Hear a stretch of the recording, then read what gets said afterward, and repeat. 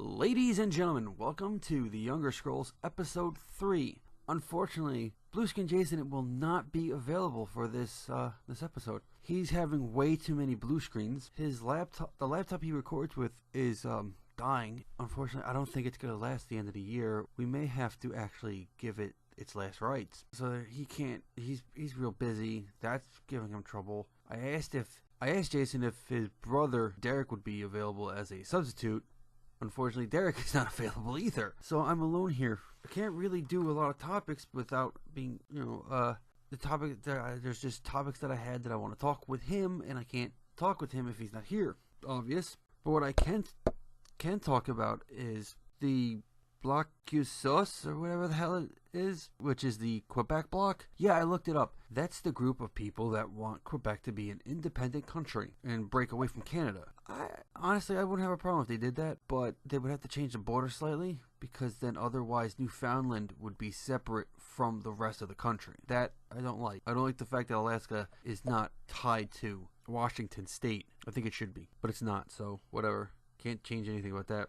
That was something we talked about. I had asked him, I had made a comment in the last episode about there being a pirate party in the United States, and he said there wasn't one in Canada, and yeah, he's wrong. There is one in Canada. Okay, now there's this band called The Dead Weather. The Dead Weather is made up of the drummer or somebody from the Queens of Stone Age, and then Jack White and a bunch of other people. The first album, but the second album, which is the one I got it about 2 weeks ago. Forgot what the name of it's called though, so the other thing is, when is Portal 3 coming out? I played Portal 2, but I never played Portal 1. But I want to know when Portal 3 is coming out. They should make a Portal 3. Main campaign, it should be, you get to have one of the test bots with you. So that when you play co-op campaign, the second player is the bot. Also another thing, this is the Younger Scrolls. Every episode we gotta talk about the Elder Scrolls. I would like the Elder Scrolls to go to a backstory where you get to play as Mirok, the original Dovahkiin. I'd like to see that entire story unfold and essentially just end it with him winding up whatever that the realm is that he wants. Where Hermes Bolas has him. Okay, now I have a list of topics, right? And one of the topics that was on this list since day one has been the EQ's Bass 770. The EQ's, we've just never gotten around to discussing it. It's a car. Or the Bass 770 is designed to look like a 60s muscle car. Look at it. It looks like a Mustang. It looks like they took the Mustang, modernized, like a 60s Mustang, modernized it, and called it a Bass 770. Okay, so this car came out in 2015, and they're still making them, right? There'll be a link in the description to go to the website, but you go in there, make sure your speakers are low, because it automatically plays a video as the background in this music. But you just watch the video. This thing looks like a really cool looking Mustang. Only it's not a Mustang, it's EQ's, which is American, fully hand-built in the USA. The car, to me, looks a lot better in black. But this thing, I mean, it even has a fastback body style. The rear windows don't exist, they're just plates. There's a plate over it. It legit looks like a fastback. It's ridiculous how much this looks like a Mustang. According to Autoblog.com, the EQ's Bass 770 is a restore mod Mustang ZR1 Power. Now, if you have no idea what the ZR1 Power is, it's a Corvette engine. It's a 6.2 liter V8 that makes 640 horsepower. It's a very fast engine. It comes from a Corvette. But according to this, they restored a Mustang and heavily modified it, and that's the EQ's Bass 770, which explains why the body looks so similar. It's practically the bastard child of a Ford. And well, that brings a question. Is that acceptable? Is it acceptable to take an old car, change a bunch of things, and call it your own, when it's really the shell of a Mustang and the heart of a Chevy? Which is a strange mix. Chevy on the inside, Ford on the outside. But I'm actually now thinking, like, how much does this damn thing cost? Well, one of the things about the car is that you have most cars, you have a list of different options. And for some strange reason, if you want an engine emblem, that's $2,500. You want your intercooler colored, that's $3,000. You want the 2 extra additional driving lamps, $3,000. You want accents in your interior, $6,000. You want your brakes, your caliber brakes painted, $3,000. That's stupid. Why is it $3,000 to paint a pair of brakes? It's a lot cheaper than that. Basically, it's $100,000 for the car, and then plus whatever options. Because if you want chrome, bronzed, or brushed aluminum wheels, that's $12,000 added on. If you want them painted, that's an additional $6,000. And then you even have like the interior. The interior could start at $13,000 and go up to $25,000, which again is ridiculous. Oh, and by the way, it's only a 4-seater. There is no middle seat if you're in the back. There's a bump there. It's not designed for 5 people. It's only for 4. But it's a really good looking car. It's a modern. But to me, I put this in the. I wouldn't put it in. It is a muscle car essentially, but at the same time, it's also an exotic car.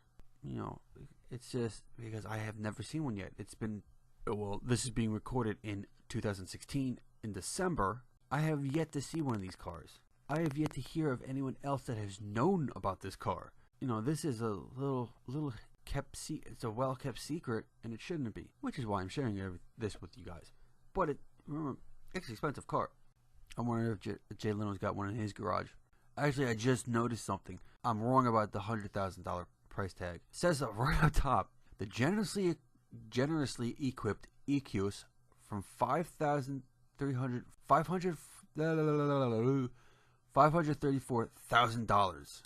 It's not $100,000. It's $534,000. Wow, that's an expensive car. Oh, I actually want to cross-reference this with like how much is an actual Mustang. All right, so a starting price for a Mustang is $24,000 compared to $534,000. And actually, the Mustang still looks better. The new Mustangs still look better, which I think they're on their, was it 9th generation, I believe they're at.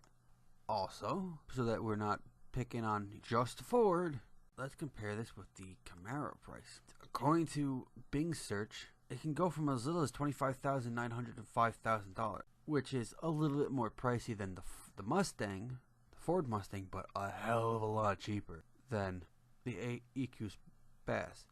But, you know, take a look at the car. Maybe you guys will like it. Maybe you hate it. Maybe you're into Hondas. I don't know. Or maybe it's all about that Subaru. This is going to be probably less than a 20-minute video because it's difficult for me to. This is all very sudden. It was constantly, you know, can we record this week? It's like, oh, I don't know. Can we record this week? I don't know. And it's like, Jay, you know, the show must go on. That's actually what I told him. Because the show must go on, I'm just going to do it by myself. So, I didn't prepare for an episode at all. Everything I've been mentioning, it was just leftover stuff that we never got around to talking to. Or at least the EQs was something we never got around to. But the other stuff was just retouching on comments from the last episode.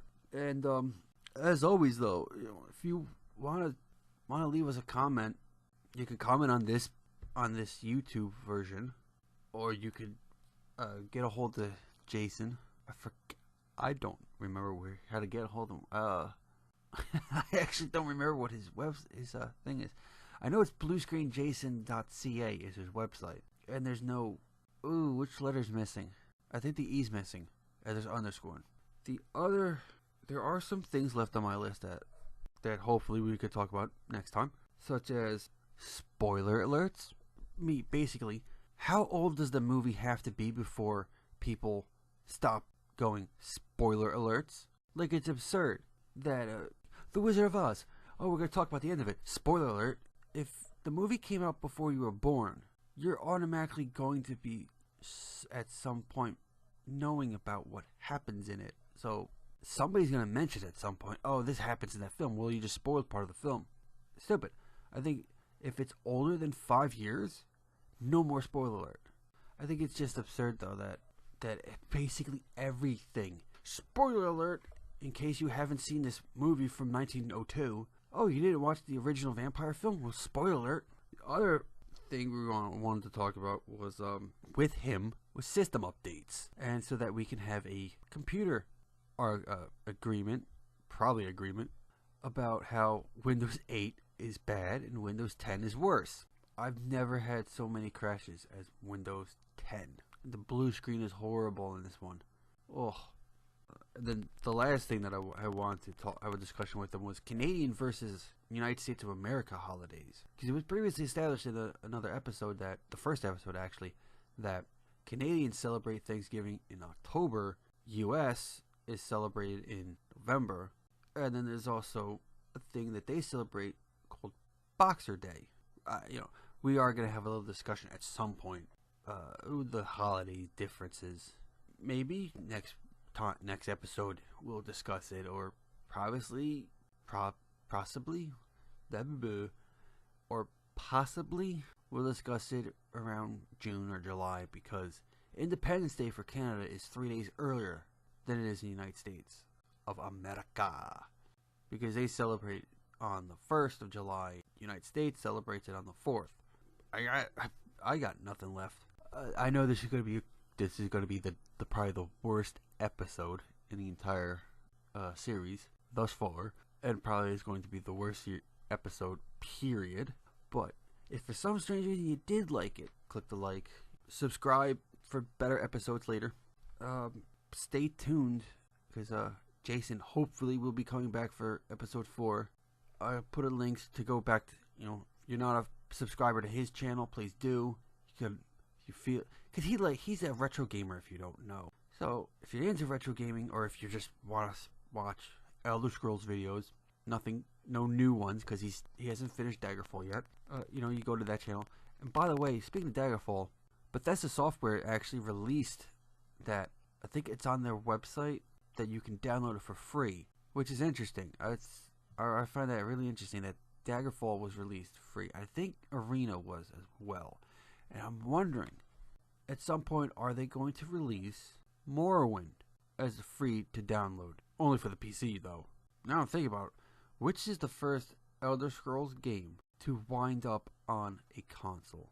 If I was doing a contest, that would be the question I would use. There is no contest. I'm just wondering that. I'll find out. Whether or not somebody tells me in the comment section, or I look it up on my own, but I'll find out, and then I'll mention it to Blue Screen. I'll tell Jason about it. That could start an entire new topic. Because like I said it in one of the other episodes, that we at least have to mention the Elder Scrolls. Even if it's just yitty yitty yitty, gotta, the Elder Scrolls, and then continuing to talk about politics. But it's gotta get mentioned at some point. The name The Elder Scrolls has to be mentioned in every episode. I want to see how long we can go without forgetting to mention it. And so far, we're 3 in. Now, so that's the end of this one. If you stayed this long, thank you. I'm Brian from Azrael Enterprise, and this has been the Younger Scrolls Podcast, Episode 3. I think that should be the actual outro. We'll run this by Jason, see what he says. But I think that should be the actual outro. Anyway, goodbye.